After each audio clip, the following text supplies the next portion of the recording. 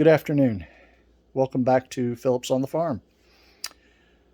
What I'm doing today, because it is a blustery day outside, the wind is howling out there and really limited some of my outside activities I had planned. I'm working on seed starts today. We've got peppers and tomatoes and eggplant all getting ready to go into our little miniature indoor greenhouse. It's sitting here in front of the window.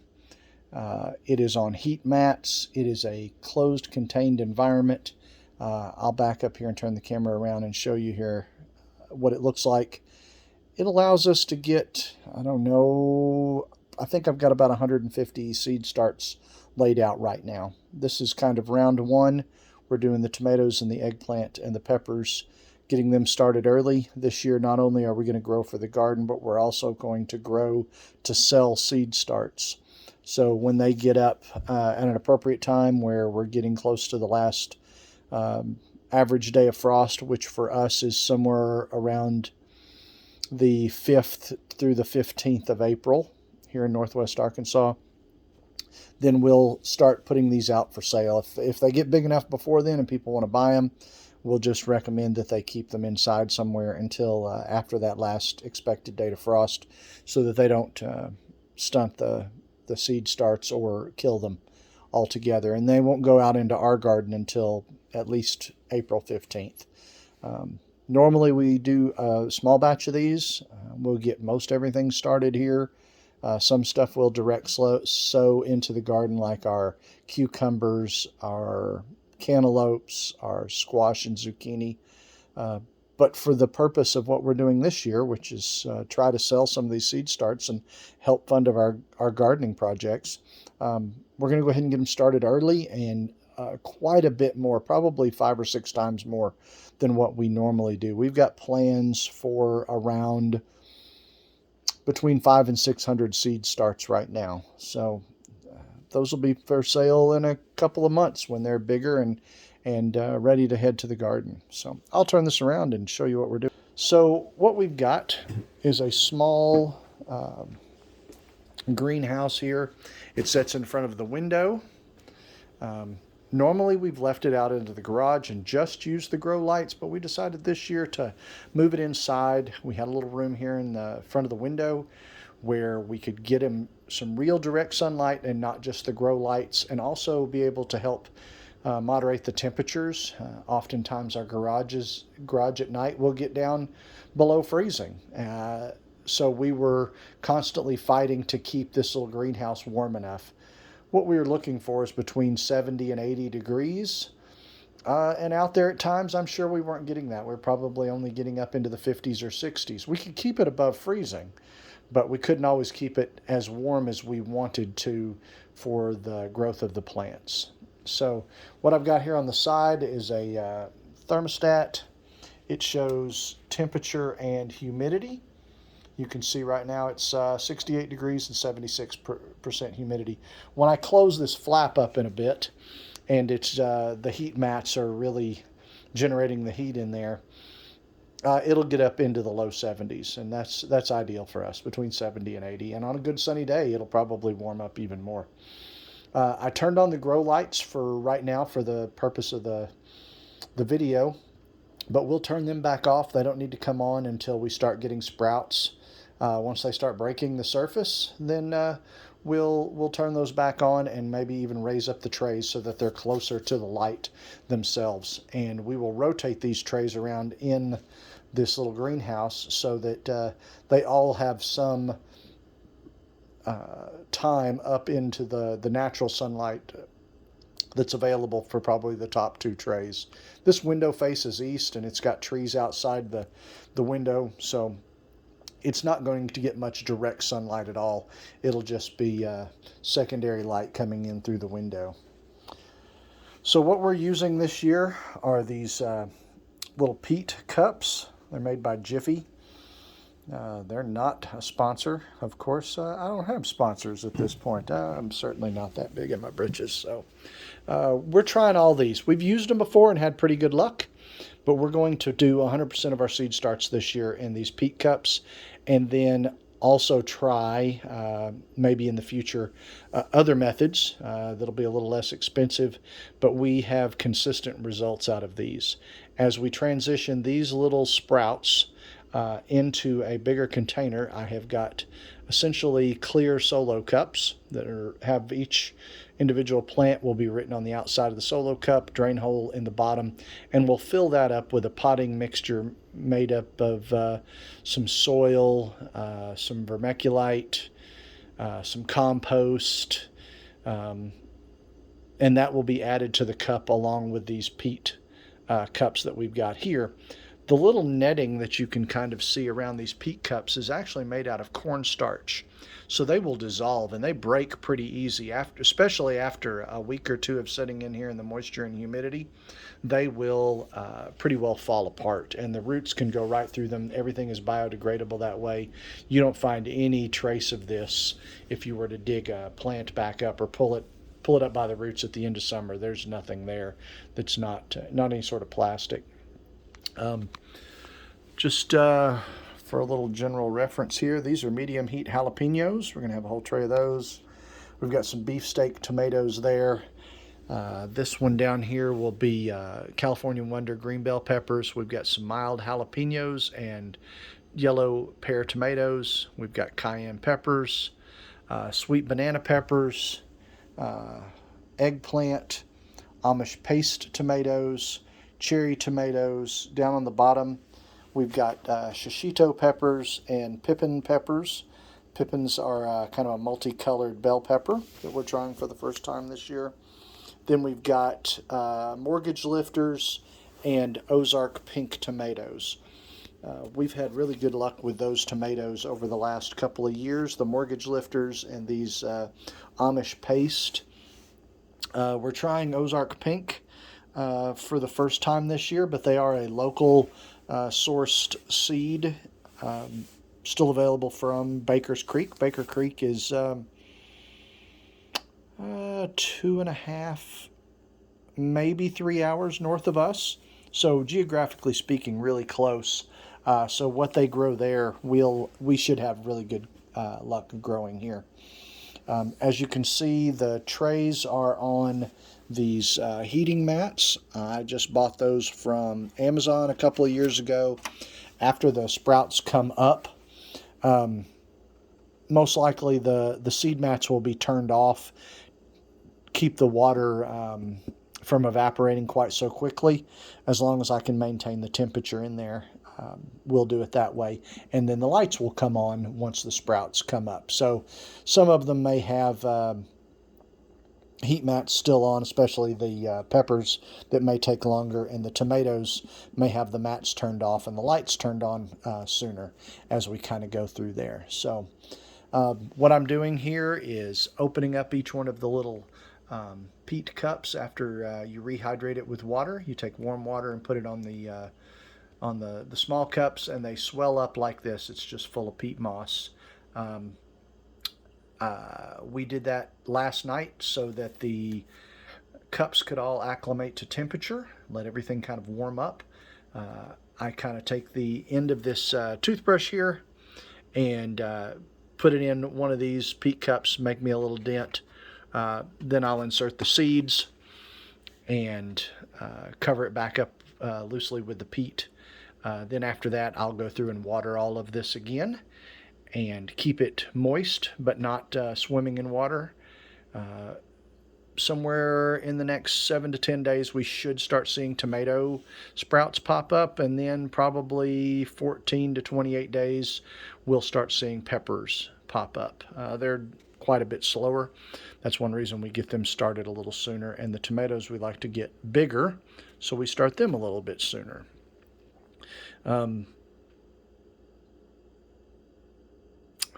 What else was I going to say? Oh, seeds. So our seeds come mostly from Baker Creek. We love Baker Creek seeds. Heirloom seeds, I can't more highly recommend them. Like I said, they are generally, geographically speaking, in our area.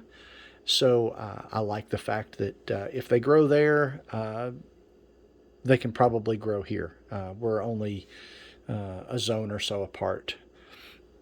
We also use seeds that come from the Seed Guy. I found him on Facebook a couple of years ago and have ordered some of his seeds and have had really good germination rates and success with his plants grown from seed. They are also heirloom seeds. Um, we like them. I can keep the seeds from them or the Baker Creek seeds and have good luck with that. The other seeds we use are from a big seed pack that we bought several years with a friend of ours. We split that, and we've been slowly utilizing those seeds and saving seeds from them, and have had good luck with those as well. Something about those seed packs, though, is that if you buy a big seed pack thinking someday the world might come to an end and you have to start growing garden, and you're not an experienced gardener, you're going to have a pretty steep learning curve. Some seeds work in some places, some don't. I have a tough time with corn and potatoes, and other places I have lived, you could grow corn on top of a flat rock and it would still grow great. So if you're not out there taking those seeds out of the packages and planting them in a container or a small garden next to your house or planting row crops, you're going to have a tough time going from zero to feed my family this summer. We enjoy gardening. Karen and I will spend hours and hours and hours. We've spent the last week and a half or 2 weeks just planning the garden. Every evening we've talked about it. I've got sheets of notebook paper. We enjoy that process. We enjoy this process where we get to start the seeds. We enjoy the transplants. We enjoy getting out in the garden and breaking ground. And last year and this year, we've kind of been a no-till garden. We've covered everything in cardboard and newspaper and wood chips. And then we just make a row or a trench through that, and that is broke down into beautiful compost where the area that we have been planting garden, we've had it cleared for 4 years now. It used to be a big cedar thicket and nothing wanted to grow the first couple of years. We really struggled with that. So we have amended the soil with manure and with straw and with buying compost and adding soil and potting mix and raised beds and all of that. Well, as we get closer to the spring and we get out there, I'll give you a tour of the garden and all the vegetables and where our fruit is planted, and you can see a lot of that. And I'll show you the dirt that's now out there that is inches thick, where we could barely scrape a hole in the topsoil before you got to the red dirt when we started this project. And we hope over the next however many years the good Lord gives us to farm and plant out there, that we'll have a heavy bed of good, rich, worm-eaten topsoil to grow our gardens. And it is so much improved. We got way more out of the garden this last year than we ever have, and probably planted even a little less than we had in previous years. So get your seeds out. That's the bottom line. Put them in a pot.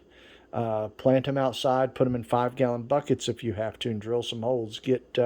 We've got probably 15 containers out there that are mineral tubs from a farmer from our local church who gave them to us. We drilled holes near the bottom and filled them up with good soil, and Karen has planted herbs out there. We've stacked, I got used tractor tires and road grader tires, big tall tires, and cut the sidewalls out of them, stacked them together and did hugelkultur in those, and put the sticks and the logs in the bottom, and then covered them with dirt and more dirt as it's broke down, and more dirt. And we've got probably 20 of those as small raised beds out there as well, that have got strawberries and lettuce and garlic and asparagus, and I can't even remember all. There's lots and lots of garden beds that are out there that are not just regular row crops.